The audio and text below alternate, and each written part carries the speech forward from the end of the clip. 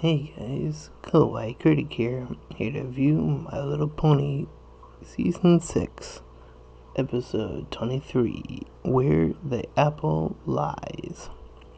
So, in this episode, we get a flashback where Applejack reveals to Apple Bloom a story in which Applejack, before apparently she became the element of honesty, was an honest liar. And Big Mac was much more of a talker, although in previous episodes, more so Brotherhood Social, we already sort of knew that he could open up again. But we do get to see the reveal of why he decided to quiet down after talking so much. And by that, it's a pretty by the numbers episode. It wasn't too comical, and really all it kind of did was submit like this sort of final placeholder for both, I feel, Applejack and Big Mac as characters and their development.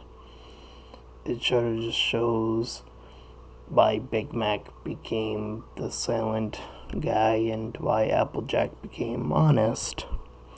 Other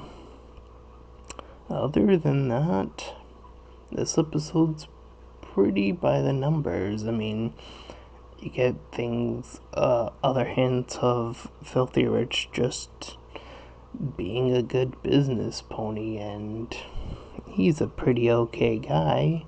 He's just doing what he wants to do, and he makes a deal with Applejack, and that causes the lies to start in the first place.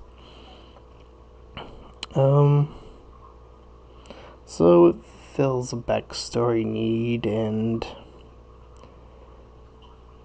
I feel like, I've made the catchphrase of you lie at a job interview sometimes, and well, you don't lie on this level, of course, but the whole cheating at single player video games with Pete, and then stealing the heart of a very special pony away.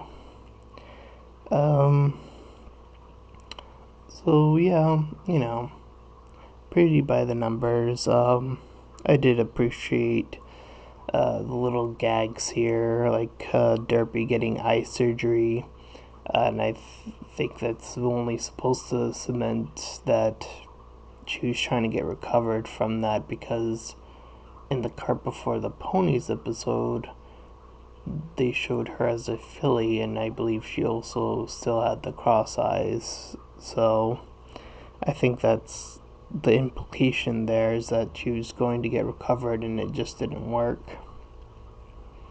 Other than that, you have the Shining twins in the hall of the hospital. And I get to say Applejack's an honest liar, which I'll give a cookie to whoever gets what that reference comes from. But yeah, yep. Applejack just doesn't seem to get hasn't had like a lot of good episodes recently. I mean, her best outing still seems to be Viva Las Pegasus, and